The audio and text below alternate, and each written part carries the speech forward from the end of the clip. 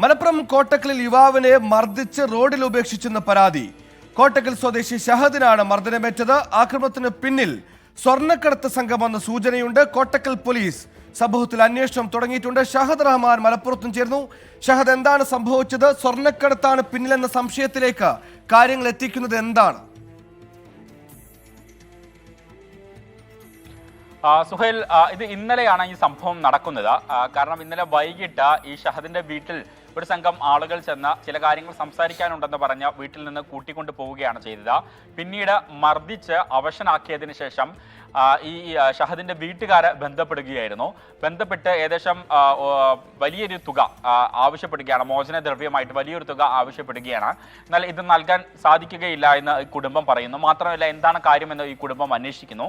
കൂടാതെ പോലീസിൽ ഇത് വിവരം അറിയിക്കുകയും ചെയ്യുന്നു. തുടർന്ന് പോലീസ് ഇടപെട്ട ഈ തട്ടിക്കൊണ്ടുപോയ സംഘത്തെ ചോദ്യം ചെയ്യുകയും അല്ലെങ്കിൽ അവരോട് ഫോണിൽ സംസാരിക്കുകയും പിന്നീട് ഇവരെ വിട്ടയക്കണമെന്ന് ആവശ്യപ്പെടുകയുമാണ് ചെയ്തത്. പോലീസ് ഈ വിഷയത്തിൽ ഇടപെട്ടു എന്ന് മനസ്സിലാക്കിയപ്പോഴാണ് ഈ സംഘം ഈ യുവാവിനെ ഉപേക്ഷിക്കാൻ തന്നെ തയ്യാറായിട്ടുണ്ടായിരുന്നത്. അങ്ങനെ മർദ്ദിച്ച് അവശനാക്കിയ ശേഷം ഷഹദിനെ വഴിയരികിൽ ഉപേക്ഷിക്കുകയായിരുന്നു.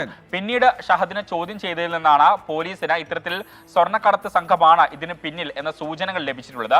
ഈ ഷഹദ് ഒറ്റുകാരനാണ് എന്നുള്ളതാണ് നിലവിൽ പോലീസ് അനുമാനിക്കുന്നത്. മാത്രമല്ല, ഇതുമായി ബന്ധപ്പെട്ട്, അതായത് ഈ തട്ടിക്കൊണ്ടുപോയ സംഘവുമായി ബന്ധപ്പെട്ടുള്ള കാര്യങ്ങൾ ചോദിച്ച് മനസ്സിലാക്കാൻ പ്രതികളെന്ന് സംശയിക്കുന്ന ആളുകളുടെ വീട്ടിൽ ഇന്ന് പോലീസ് സംഘം പോയിട്ടുണ്ടായിരുന്നു.